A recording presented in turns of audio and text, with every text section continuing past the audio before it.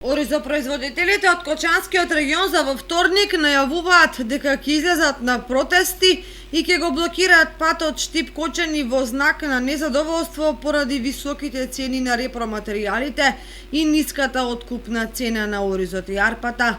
За нив е неприфатливо откупната цена на арпа да се движи од 14 до 18 денари за килограм.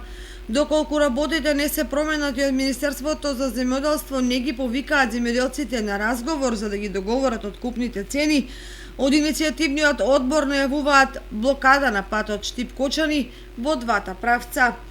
Нивните барања се да се дефинира производната цена на оризот и да се забрани увоз на неквалитетен ориз за да се заштити домашното производство.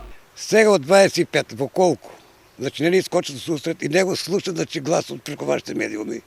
Ние во вторник, во колку не повика министерот, ќе го блокираме патот во двата правца.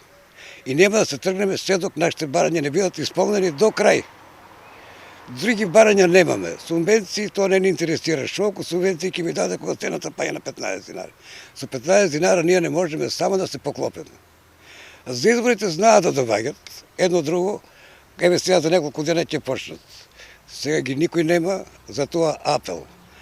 Во вторник и од опозицијата, и од позицијата, пратениците во нашата изборна единица 3, да дојдат и да ни се приклучат и да ни помогнат, нашите барања, се док не бидат исполнени, патот ќе биде блокиран во двата правца.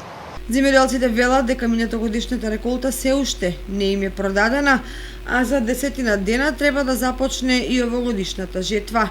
И него гледката во кочанските полиња деновиве е убава, зашто земјоделците најавуваат богат и квалитетен род. Поедини производители најавуваат приноси и над 600 кг по декар, што е за околу 100 кг повеќе од просекот од 500 кг.